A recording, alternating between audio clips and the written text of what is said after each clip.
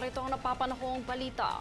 Ayon kay Commission on Elections sa COMELEC Chairman George Erwin Garcia, 2025 elections ang pinakamapayapang halalang naganap kung ikukumpara ito sa 2022 elections pagdating sa election-related violence. Kumpara sa insidente ng election-related violence noong 2019 at 2022 na mahigit kumulang 120, hindi bababa sa 44 lamang ang naitala ngayong taon. Kabilang din dito ang 34 lamang na lugar na idineklarang nasa red category, na mas mababa kumpara sa idineklara noong 2019 at 2022.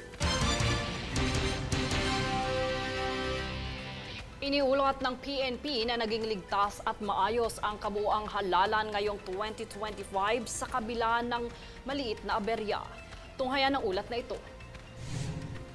Naiulat ng Philippine National Police o PNP na naging mapayapa ang kabuuang proseso ng 2025 national and local elections. Bagamat wala pa silang ibinigay na pahayag sa kamakailang naganap sa Abra, anila walang naiulat na malakihang karahasan o seryosong banta sa seguridad sa ibang bahagi ng bansa.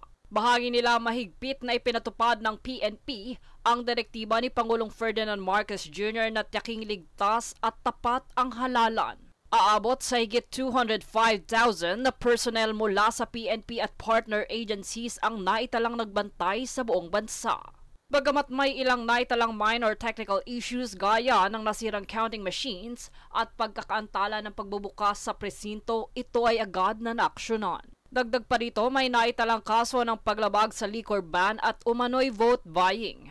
Ngunit ito ay kasalukuyang iniimbestigahan. Bahagi nito kanila ring ipinahayag na wala umanong isang insidente ang nakaapekto sa kabuang daloy ng halalan. Samantala, kanilang isinigurado na patuloy na naka-full alert ang PNP habang isinasagawa ang canvassing at proklamasyon ng mga nanalong kandidato.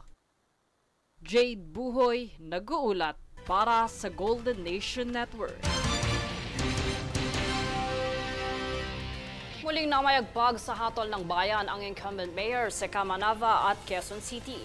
Ito ay matapos formal na ipinunuklama nitong umaga ng Martes ang pagkapanalo ni Malabon City Mayor Jenny Sandoval along malapitan ng Caloocan, unopposed candidate John Rex Tiangco ng Navotas at incumbent Valenzuela Mayor Wes Gatchalian. Isa pa sa mga napapanatili ang pwesto sa pagkaalkalde ay si Quezon City Mayor Joy Belmonte. Kami ang boses ng pagbabago. Ako si Jade Buhoy at ito ang News Force. Sa ulo ng mga balita, automated counting machines na pumalya sa eleksyon, umabot ng mahigit 300. Ilang botante nakatanggap ng pre-shaded na balota. Ilang senador iginiit na malaking hamon ang resulta ng halalan sa impeachment trial laban kay VP Sara. 2025 national and local elections nananatiling ligtas sa kabila ng mga maliliit na aberya ayon sa PNP.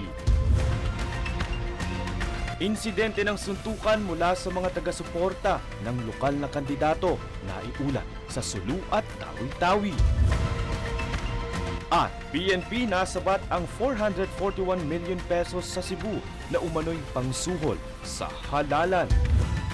Patas at pantay na balita, komprehensibong ulat para sa pulso ng masa. Ito ang News Force.